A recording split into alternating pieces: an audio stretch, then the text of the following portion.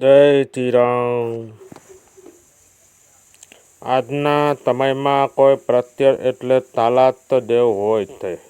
માતા પિતાના આપણા શાસ્ત્રોમાં માતૃદેવ ભવઃ અને પિતૃદેવ ભવઃ કહેવામાં આવ્યું છે.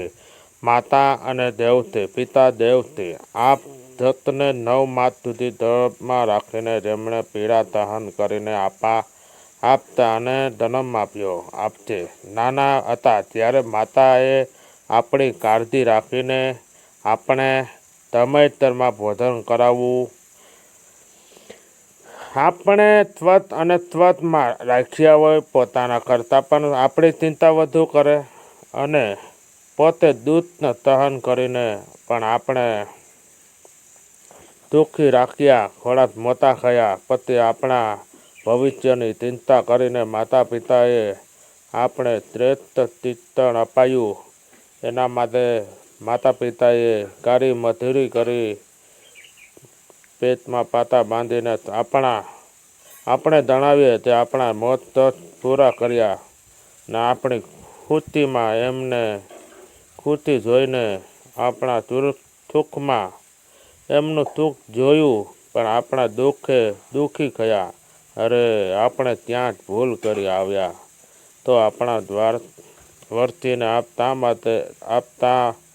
માતા પિતાએ ભૂલ સ્વીકારી, લોકોએ માફી માગી અને પકડવાલા માતાએ પિતાના ઉપકારનું વરણ કરી ન શકાય એમ ન શબ્દથી ન કલમથી માતા પિતાનો ઋણ આજીવનને આપણા પર છે અને રહેશે. આપણે ઉંમર લાયક થઈ ગઈ છે એટલે આપણામાં લગ્નની ચિંતા કરે, એના માટે ભગવાનને પ્રાર્થના કરે તો ધામધૂમથી લગ્ન કરે અને આપણા સુખી સંસારમાં ભોગવીએ છીએ એવું ઈચ્છે છે તે સુખમાં થઈએ છીએ. તો આ દુનિયામાં માતા પિતાનો એક એવા પાત્ર છે જે કોઈ પણ સ્વાર્થ વગર પોતાનું સંતાનનું ભલું કરે તો અને ભલું ઈચ્છે છે તો આપણા લગ્નમાં થઈ ગયા હોય પછી માતા પિતાને ઘોડો હતારો આવે તે હવે ઘરમાં દીકરાની વહુ આવી છે એટલે મારું પર હવે વધુ સાંભળશે તો અને દીકરો કમાતો થાય એટલે બાપને થોડોક હતારો આવે.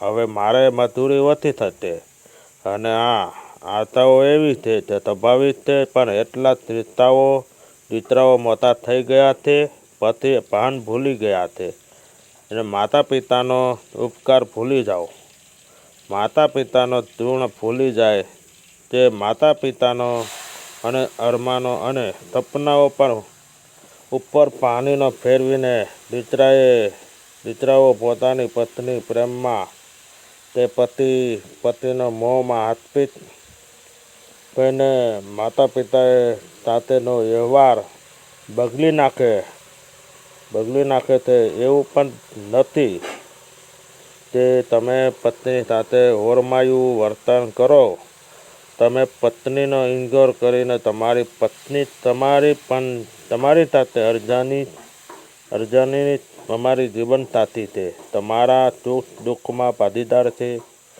એટલે પત્નીને ભરપૂર પ્રેમ કરો, પત્નીનું માન સન્માન જાળવો પણ એ પણ ન ભૂલશો આપણા જીવનમાં માતા પિતાને અને પતિ એક સિક્કાની 2 બાજુ હોય છે. તમારા ઘરમાં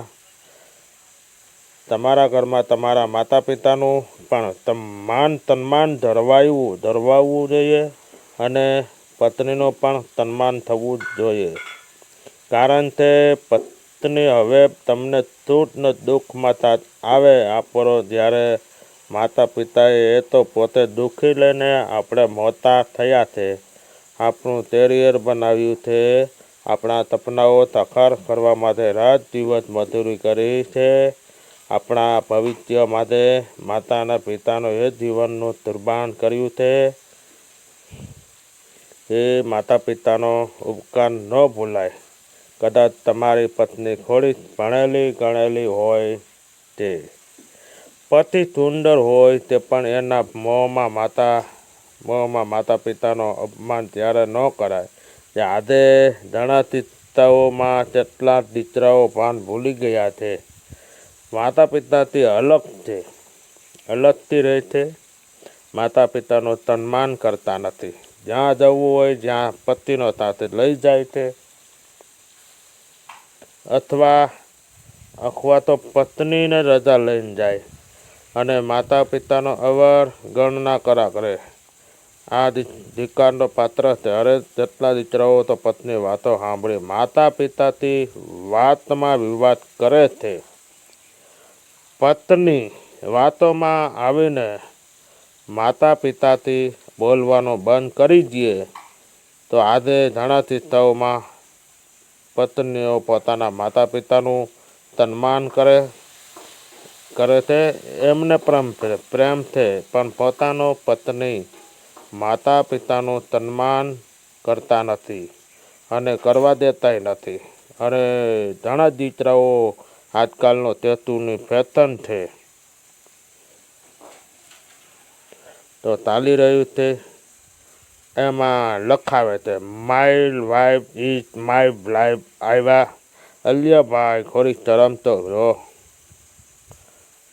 my wife is my life અલ્યાભાઈ ખોરી શરમ કરો. જો માતા પિતાને જન્મમાં જો આપ્યો હોય તો આ અમારી લાઈફ કઈ રીતે બનત, તમને ભણાવ્યા હોય તમારું કેરિયર કઈ રીતે બનત. આજે તમારે માતા પિતાની સંપત્તિ ભાગ લેવો છે તો પણ માતા અને પિતાનું સન્માન કરવું નથી, તો આ ખોટું છે. માતા પિતાનો પ્રેમમાં ભૂખ્યા છે. તમે એને પ્રેમ આપો. આપણે જેટલો પ્રેમ એમણે આપ્યો છે એટલો તો આપને આપી શકીએ, પણ એટલો થાય એટલો તમે માતા પિતાનો પ્રેમ આપો. હવે માતા પિતાનો ઉંમર લાયક થયા છે તો એમનું સન્માન સાચવો. એમની સાથે બેસીને વાતો કરો અને તમારી પત્ની પણ કહો કે મારા માતા પિતાના તારા પણ માતા પિતા છે, એટલે મારા માતા પિતાનું સન્માન જાળવું, એમની સેવા કરવી તારી ફરજ છે. અને જો તું ઘરના સાચા દેવ માતા પિતાનું સન્માન કરશે તો આપણે સુખી થઈશું અને ભવિષ્યમાં આપણા સંતાનમાં પણ આ સંસ્કારો આવશે. એમાં આપણા સંતાનો આપણી સેવા કરશે, આપણે સન્માન કરશે તો. અને આટલી સમજદાર પત્નીઓ હોય અથવા સમજણ આવી જાય હોય તો ઘરમાં સ્વચ્છ બની જાય છે. અને જો તમારા ઘરમાં મથરા જેવી પત્ની હોય તો ઘરમાં નક્ત બની જાય છે. પણ પત્ની કારણ આપણે આપણા માતા પિતાનું અપમાન ક્યારેય કરવાનું થતું નથી.